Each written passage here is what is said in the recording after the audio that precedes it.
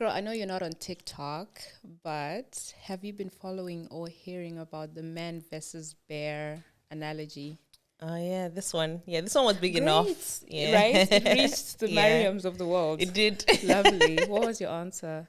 Oh, so for the people who don't know what we're talking about, so there was a trending question on social media where women were being asked, if you were to be stuck in a forest, would you rather be stuck with a bear or a man? And I don't think I've seen a video with a woman saying man. Everyone is just saying bear, bear, bear. What was your answer? Mine was man actually. I feel sold out. As if Can you please I explain? know, as a like a self-acclaimed feminist, I know this is not the correct answer. I don't think there's correct or wrong, but okay. So mine was man, mostly because of fear of the unknown, and I'm just that kind of person. Like, I don't know how bears work, think, act. I mean, I do have a vague idea, but with men, you know, when you kind of almost know what the worst is, so it's like it's not that I can live with it, but at least I know.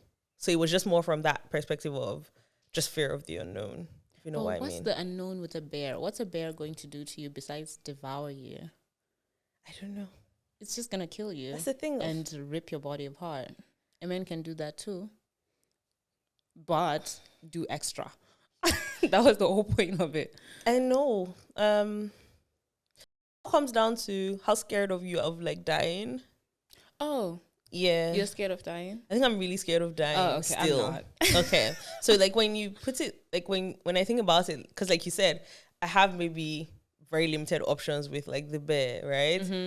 I could maybe be smart enough to hide and, you know, save myself somehow. I don't imagine how that will happen, or just be mauled and I'm dead. So that just sounds a lot scarier than, you know, where with the man, like I said, I know a lot more. Like I have a lot more information, and I know like 100 things that could happen, 100 scenarios, you know, that could play out, and some of them are actually okay. Do you know what I mean?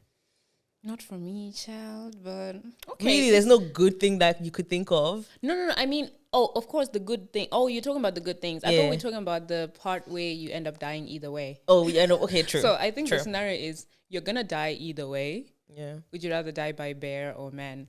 Or what if you don't die? Maybe you don't, but with whom do you feel like you have a better chance of survival?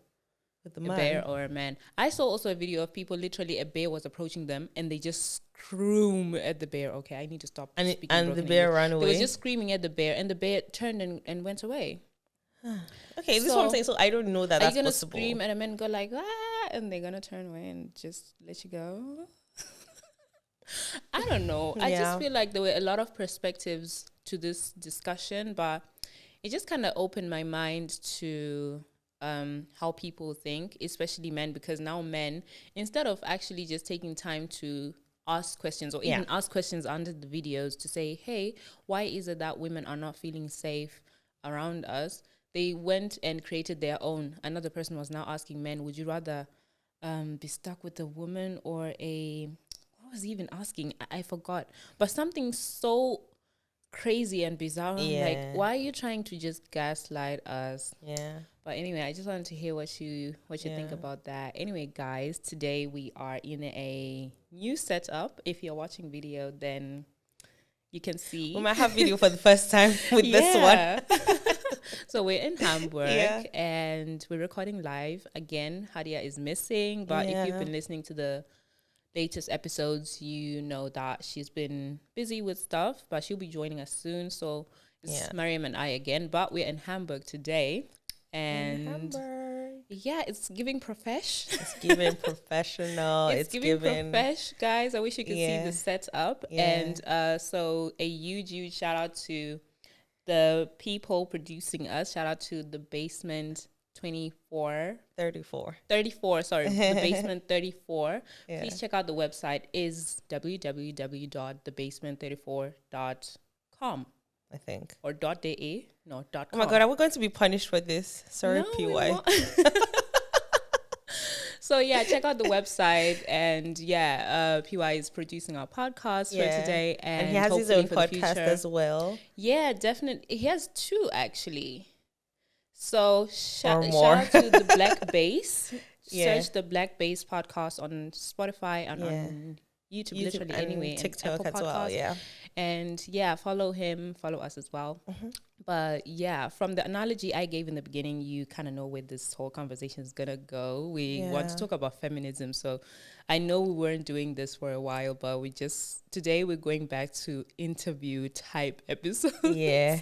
Well, I'll try not to be as contrarian as I typically am. No, but we love that about Mariam. Do we not? We love it. That I'm always bringing like the other perspective. Well, I'll try not to, because the thing is, when it comes to feminism, I'm literally just one side. Do you know what I mean? What side? Like, I'm a feminist. Like, there's just no other thing, right? Yeah. And I've always been for a very long time. But I think also, like, now having a relationship with my partner has done something. I'm not saying obviously it has changed, but it just brought like a whole slight new perspective to, you know, how I see things and experience the world. So there's that. But again, I'll try not to be too contrarian. Nah, please be yourself. We love that about you. I think people who listen to the podcast would agree to that. Remember that time you were back in what's her name? Something Davis, the female. I wasn't backing her. Like, this is really unfair. No, okay, I'm sorry, I take that back. I wasn't backing her. I was just saying one thing about what everything she said was shite, right? But there's just that one part that was like, maybe I see what she's saying. Right? If you don't know which episode we talk about, it was the one where we talked about like things to do in summer, but then we kind of talked about, you know, her video that was that we saw. So it was season 2 already. It was check season 2. Check out the whole podcast. Come on. Yeah. But okay, so this actually leads me to the question: what is feminism to you? Like, if you are just to be asked by someone, what is feminism? How do you even describe that? Don't we just pull out the Chimamanda definition? But then you make it a one-size-fits-all type vibe. I'm joking. But actually, it's a good definition. I like it. Yeah. For me personally, I think I've grown through. So I'm one of those that has always had, you know, strong feminist views since I was a teenager. Really. I think we've talked about it, both of us went to like boarding school and single sex boarding schools. So like secondary school and those years of our lives, we were never really compared to men. I don't know if that was your experience, right? Anybody could be the smartest in the class. Yeah. Anybody could do anything really. And we were encouraged to do that. So like going into university and like seeing how people thought really kind of threw me off. Like, you know, men expect me to be smaller, or I'm supposed to have a smaller voice, or I'm not supposed to be the smartest person in the class. So things like that really threw me off. So from like very early on, from like my first year in uni, I was very vocal about, you know, this is really stupid that, you know, some men will think that I should be smaller or things like that. So I've been that way for a very long time. So to me, feminism, if I had to define it, I'm one of those along the lines of equity, because when we talk about equality, then people start bringing silly things like, 50, why don't women get into boxing rings with men and yada yada yada. So I don't even want to go that far. It's about equity, right? And a lot of that has to do with like intelligence. A lot of that has to do with like, you know, when you talk about like how wealth is divided in the world, how, you know, positions of power is divided in the world, things like that. The reason why equity obviously is important is we're talking about the 8 billion or whatever number we are on earth. Half of us are women. And then we let all the decision making go to one side, and a lot of those things don't profit half of the population of the world. And I don't know if people actually just think about it like that. Like, it literally, not just profit, but even a lot of times decisions that are made actually affects us, like, or impacts our lives in a very extreme way. Do you know what I mean? Like, you know, the way that we talk about like women health problems are not properly, even till 2020, until today in 2024, they're just not properly researched, right? If it was, you know, something that affected men, they would have all the solutions in the world. But like, you know, till today, we haven't figured out PCOS. We haven't figured out cramps. We haven't figured out. So that's what, so for me, it's like, you know, equity when it comes to, you know, things that have to do with wealth, power, you know, decision making in the world. Because why not? Like anything that has to do with the mind, emotional intelligence and things like that, there's actually absolutely no reason why women can't do it just as well as men. Now, if we want to talk about physical strength, that's a whole other conversation. Thing, and I think most people with a brain understand this, but for those that don't, we've defined it a bit. I like that. I like that because, what I also realize and what I also always say is I hate making feminism sound like it's a one size fits all. I think feminism is such a individual thing. Like what I may consider to be something, I don't know, that relates to feminism may not be your definition of feminism. Because I always give this example, like there was a time when I used to be very active on Twitter, when it was still Twitter. There was this girl. So in Zimbabwe, we have this culture where, I don't know if I should even call it culture, but it's part of the culture now. When you get married, like on your day of the traditional wedding, you have to like be on knee and you wash with a dish and a little cup thingy.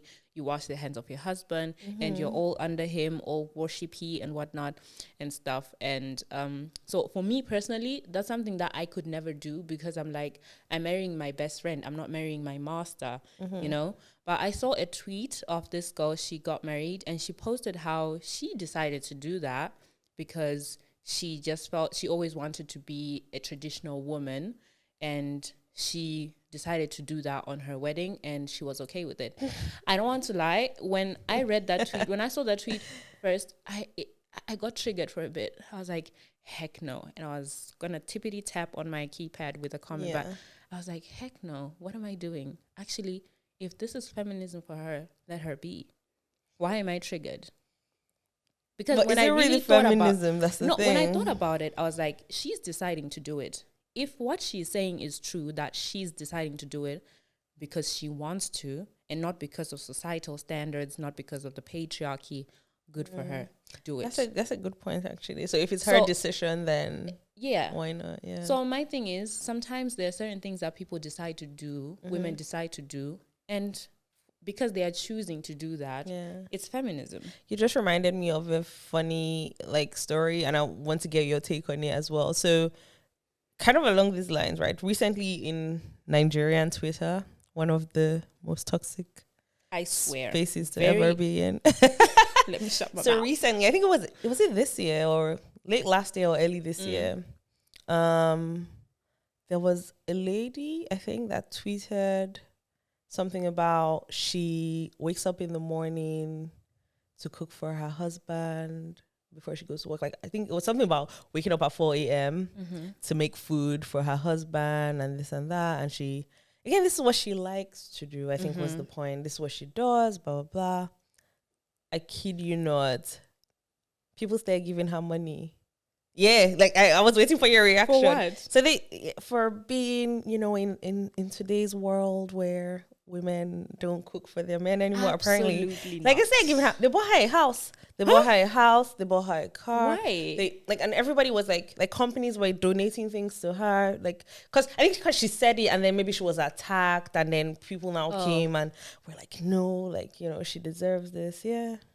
You see, this is my point. You know when you're just like, I think I still what's have a wrong with lot of people? unlearning to do because things like this still trigger me. But at the end of the day, she's choosing to do this, so it's her choice. But at the end of the day, also, but it also doesn't matter. It's a very thin line between pick me vibes and choosing to do certain things that feed the patriarchy and just run with the narrative of I'm choosing to do this. It's a very thin line. True. Because especially on social media, I'm always of the opinion that if you share as a woman, if you share, especially as a black woman, if you share an opinion and you have a lot of men in your comment section singing praises, saying that's a woman right there, nah. Absolutely not. I don't want men agreeing with me in the comment section. She's like, never. No, because it will be imbalanced. Like it's only men agreeing with you, and women are going on and on some this and that. But men are like, that's a woman right there, so true. That's a queen right there. We love it. And no, absolutely not. I would rather if I post something like when we post social clips of this here episode, I would rather men come attack me in the comment section. for speaking my truth. Yeah. That's feminism for me. Yeah. To a certain degree. Yeah. But it's mad, man. But actually, I have another question. This one I know because you're not on TikTok. You didn't see this one. If you did, there's one I saw that I wanted to share too that also came from TikTok. Okay, share yours. Did you see this keynote thing from, what was his name? Something Buckler or Harrison Buckler, I think was his name. So he's he plays in the NFL, if I understood that correctly, and he's like Catholic Christian, and he gave this keynote address in a Catholic university and was talking about, you know, a woman's greatest vocation is her call to be a wife and a mother. Oh my gosh, she has the same look. How is that Wait, hold on. So it was a university graduation. Oh, let's say college graduation for our, you know, US fan base. So he, as someone that is Catholic and, you know, prominent in society and doing things, was asked to come and give the keynote address in the university for their graduation. And he had a whole speech, right? So again, his whole thing, and you know how America is very polarized, like conservatives and liberals and things. So he came from like a very conservative, like the whole thing was very conservative. Like he was talking about, you know, women being, so he's like, a lot of you women graduating today, you're probably thinking about all the promotions you're going to get and this and that, but his wife will be the first person to say that her greatest calling was like to really just kind of be a mom and take care of the home while he was able to advance his career, this and that, and was like a big sacrifice, but she's very proud of it. And that we shouldn't be kind of deceived into thinking that that's like, you know, being aspiring to be like a career woman is like life, but like your greatest vocation would be your call to being a wife and a mother. He said other things. He spoke to men as well, and he spoke to, you know, like the basically like the LGBTQ community and basically all the things, all the liberal agendas, right? Speaking against it. So again, I think the female one came from speaking to the liberal feminism. Right. So what's your thoughts on that? Like, because people were like, how dare he say? And I think also in the same thing, people, you know how the internet is, people start finding things about his mom and his sister. Apparently they're like, his mom is like a doctor, like that's like a head physician in some hospital. Like she, you know, pretty much a bad bitch, let's put it that way. And his sister, I think also is like a gynecologist, and you know, he's doing really cool stuff as well. So people were like, why would he say that? Blah, blah, this and that. What are your thoughts? As you were describing the whole thing, I'm like, oh, good for her. You need to see this actually. Please send it to me. Yeah, I will. Because maybe now I'm just commenting out of context, because I also would need to hear what he said to men.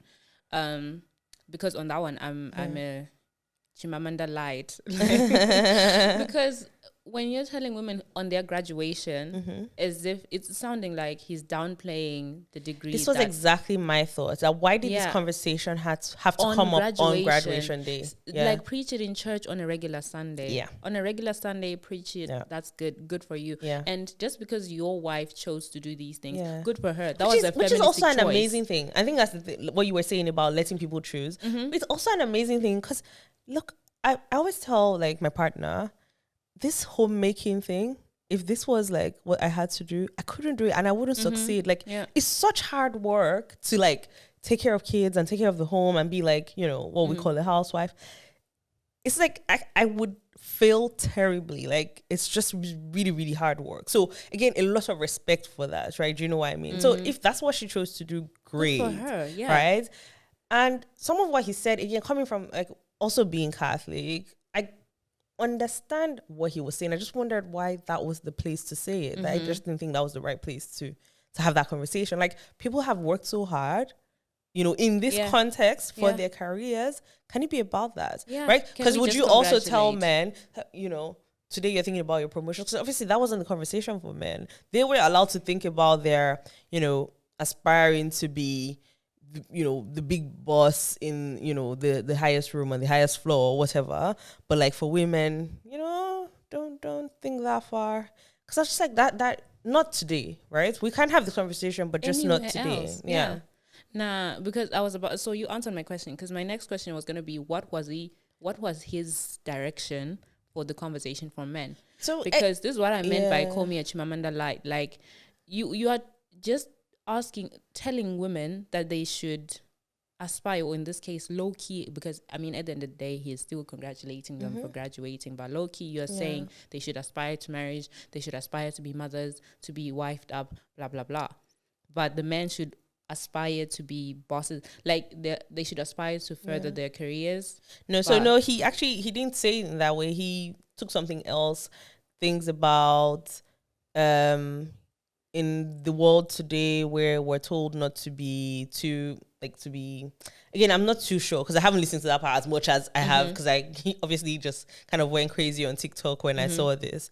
But I think it was more of like owning your masculinity and, you know, not being scared to. I think that's the direction he went for men. I can't remember. Again, I'm not too sure. Don't ask me. How about teach men to aspire also to be dads, aspire to be husbands, and be good at it? Because I think that's part that people don't. Build a family. Because I think that's part that people don't understand, right? As someone that's in it now, the best thing that, you know, couples could do for each other is just help each other. Literally. Right? Like, because we can also have a conversation about gender roles, like, but just helping each other really helps the other person, you know, feel like fulfilled in life, in the sense that you now get some space, right? Because I'm also not saying my husband should take my kid and take all of the house chores so that I can, you know, go and be the big boss. That's not what I'm asking for, but it's just, where can I help out so that he gets to have space to do his things, and where can he help out so that I can also have some space to do my things and be great. And to be honest, and I think I was saying this maybe on the podcast or to someone, we may not get to 100% in our careers, because obviously we've chosen to have marriage and kids and things. It's very different from, like, you know, having a single life and things. But we might be able to get to 80% if we're helping each other. And definitely. 80% is really fucking good. Like, you know, for like, I'm not gonna lie, like, because you still now get this space to do some, like, for instance, me being here today is because someone's watching my kid. And, you know, in Germany, that's not a nanny. That's not, it's you know what I mean? So it's like, I just didn't understand why that was necessary to say, you know. So it's things like that for me. It's things like that for me, yeah. Because I'm also even thinking, from what you're saying, a lot of people, when we talk about 50-50, it's always about finances. But like you're saying, you can show up for your partner in a marriage, especially in a marriage. 50-50 can mean, you know what, this month, me as a woman, I'm paying the rent. You do the groceries, you do this, that. Maybe because I got a bonus and you didn't. And 50-50 can look like, oh, today actually I have a meeting running late, you take care of the kid. Tomorrow maybe you don't even have a meeting, you just want to rest, I take care of the kid. It doesn't always have, but I hate how when we talk about 50-50, especially on a table with men, it's always about money. Like, I'm paying the bill at the restaurant, I'm doing this, like, sometimes it's not even 50-50. There are certain days where it's going to be 60-40, 70-30, and that's okay. Equity the as opposed to equality, do you know what I mean? Yeah. The seal, or what's seal in English? The what's seal in English? Goal. The goal. I can't speak English. The goal is to reach 100. Yeah. And like you said, not every day is going to be 100. Today, you're maybe going to bring the whole 100 because maybe I'm just not in the correct mindset to be showing up for you. But also, maybe you also have days like that. There are days where we're both bringing 30. We're not even reaching the 100. And I think if people would think like that, it would take a lot of pressure away from things. But honestly, sometimes I just feel like most of the pressure is on women, especially when it comes to the household, because it's just always been like that. And and I think there's also not been sorry, it's always hilarious to me. There's also not been, like you said, it's default women as opposed to who's better at this than the other person, like, right? And I think that's also the thing about, and I hope most modern relationships are working like this now, where people actually just play to their strengths as opposed to, you know, just saying that's her role and that's my role, right? Just because I'll be a bit embarrassed, I'm not going to get into the things that my husband is way better at than I am. Because, you know, when you're just like, you immediately think, oh, that should be the woman's thing. But unfortunately, I don't have the skills for this. I wasn't trained for some of these things, and he's so much better at it than I am, right? We're still trying to figure out the things I'm better at, but that's fine. Let's just I'm going to embarrass myself. I'm ready to embarrass myself. With my boyfriend, I don't cook. I don't cook. He cooks because he loves cooking. He's somewhat of a culinary enthusiast. He follows the Gordon Ramsays, them big chefs. So when it comes to food, if we're making food at home, all I'm doing in the kitchen is helping with the cutting and the whatnot, because we know that's his thing. But I also have my things that I'm good at. Like, I will clean a room and you will literally find no spot with a speck of dust, you know, things like that. So it balances things out. But imagine if we were like just stuck with these gender roles okay, then I have to go. I'm not a bad cook. I can cook, but of course not to his standard. But we would both be missing out on good meals just because we want to be stuck in these silly gender roles. And it's just silly in my opinion, but I have a long way to go. I have a weird quick question. What are your thoughts on stay-at-home dads? I love it. Yeah? I like it. So if you met a man today that said, you know what, I don't have a job, it's just not something I'm interested in, I just want to be a stay-at-home dad, I hope to be with a woman that, you know, works and does everything and brings in all the money, and I'm very happy to stay home, cook, clean, take care of the kids, is that something you'd be attracted to? Not right off the bat, but I wouldn't also like completely shut it out. Because if he's going to be cleaning the house, because also if you're then going to be a stay-at-home dad, let's take the standards of a stay-at-home mom and put them on the dad, then clean the same way I would clean if I was a stay-at-home mom. Just make sure when I get home, my food is also on the table. Make sure them standards, I also want them then. But honestly, even without the nitty-gritties, I don't think I would mind it. I just don't want you to then become a bit too comfortable with not working, because what if at some point dynamics change and you need to go to work? Yeah, what if he's like, but I said this from the beginning, this is not something I wanted. So like he doesn't have with school of any would that be grounds for, would that be reasonable grounds for divorce then? Because you kind of tricked him. What do you mean? Like him saying, I never want to work, and like you said, what if circumstances change? No, you can't say never, honey. Like, what's never? So who's going to be paying the rent when I'm pregnant? On the female part, like a stay-at-home mom, if circumstances changes and she says, but the agreement was I was never going to work, that's and I'm leaving you. I find it also not fair, but people are doing it. It's none of my business, but I also find it not fair.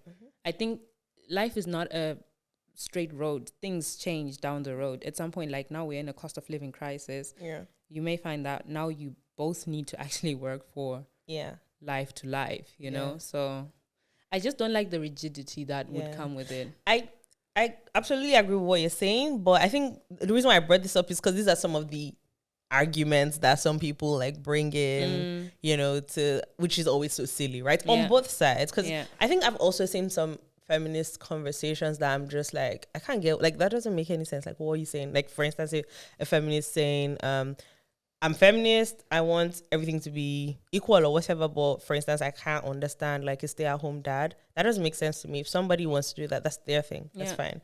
Right? But then also a man bringing the argument of, well, what if I never want to work and you now want me to work and then I get divorced? Like I'm saying, sometimes I see these extreme conversations, and I've also heard Chimamanda talk about this, that when she sees feminism these days, she actually gets worried because people just sound really unreasonable, because that's not true. What she, for instance, when she started out, that's not what she was fighting for. And I think there has to be some sense to it as well. Do you know what I mean? Like, you can't just be, because for instance, like you were saying, 50-50 is something that I've never really understood, because it can be so tricky, right? If we want everything to be split. Because for instance, what do you do with pregnancy? Only one person can be pregnant. How do you split that 50-50? How do we do 50-50? Do you know what I mean? So like 50-50 is something I'm always like, I don't know if I understand this, but again, equity, right? I don't know, maybe if I'm pregnant, if you're rubbing my tummy every 5 minutes. Oh my God, there was this one that went, but still it's not the still same. Not, there was this one that went wild on Twitter a while ago, but it might have been 2 years ago or something, where some chick, some guy came on Twitter and was like, he thinks his girlfriend is pregnant, and he's scared because he thinks she's going to have an abortion. Oh. So what had happened was she had been pregnant before and she had an abortion because they have this relationship. So this was in the US where they both make a lot of money. I think he was saying more than 150K a year or maybe more than 200K a year, each of them. Oh, wow. And, they had agreed to a 50-50 relationship where they split everything down the middle. And now because she was pregnant, she was, the first time she was actually scared of what would happen to her career, so she had an abortion. Now this time, he actually found out. She didn't even tell him. So he wanted kids. So when he found out, he now approached her and she said, the only way they're going to do this is if she goes through with it, but then he kind of has to pay her for being pregnant, first of all. And then when she is off work, he has to pay her a certain percentage of her salary. Basically, she kind of did some math to rationalize, okay, this is what will make it 50-50. And it was like, it turned out he was like, he doesn't understand why he has to pay her all this money. And I was like, this is just two very silly people. Because like a lot of people were saying, oh, she's really like feminist. Some feminists were saying she's like, this is the way to go. Like she's a bad bitch for this. I was like, this is so silly. Like how did we even get here? Do you know what I mean? But I don't think she either wants to have the child or she doesn't. That's what I was If you don't want to have the child, don't have the child. Yeah. And then there was this whole math, like it was insane. Like when I saw it, I was just like, and I remember arguing with my friends, and all of my friends thought I was crazy because I wasn't applauding her. And I was like, this isn't about him or her. It's just too silly. From the beginning, the whole 50-50 thing, the way they had set it, because he actually detailed their lives. I'm like, like it was so strict and unreasonable. Like, do you know what I mean? Like, how did they even get there? And she was serious. Like, she had done the math and she told him if he couldn't agree to this, and he was like, it sounded like he was buying his own child and he wasn't into it and he thought it was unreasonable. But I was like, yeah, obviously, because when you guys said this stupid rule, you were part of it. Literally. Now you guys have to live with the consequences. Yeah, I didn't get it, but for some reason, to like feminists, that made a lot of sense. But yeah, maybe someone explain it to us, because I actually didn't get it. I don't think it has to do with feminism. Actually, this just whole sounds. I agree with you to say it doesn't have to do with her or with him. Yeah. To me, it's a them problem. Why did they not have these conversations prior to? Yeah, I think I even asked that, because in my opinion, if you're having sex with someone, there has to be that conversation of, hey, what if, even if it's unplanned, but what if we end up going this direction where we're having a kid? What's going to happen? Yeah. Then he would maybe know that this girl is maybe not with having kids. They wouldn't be in that situation in the first place. Yeah. And I also think it's unfair for him to ask her to keep the child if she doesn't want to, because all this math, I don't think she even wants to make sense. She just wants to frustrate you to see that, hey, I don't want to do this. I want to have my abortion. Because the feminist in me was more so, he has no right to tell her whether to keep the child or not. I think that was just it. Exactly. Like that's where we kind of, for me, that's where I start and stop. He didn't really have the right to tell her what to do in that sense. If she wanted to keep the child, fine. If she didn't, all well and good. But the whole math, I just thought that was hilarious. But that's Nah, people should communicate the Anyway, this was just part 1 of feminism, because it's such a broad topic and we shall not have it completely without Hadia. So we're going to come back and get into it some more, and would love to hear your thoughts, you guys. So as always, you can send us messages through our Google form. It's completely anonymous. You can reach out to us on Instagram, TikTok, and you will hear from us in the next episode. Bye. Bye.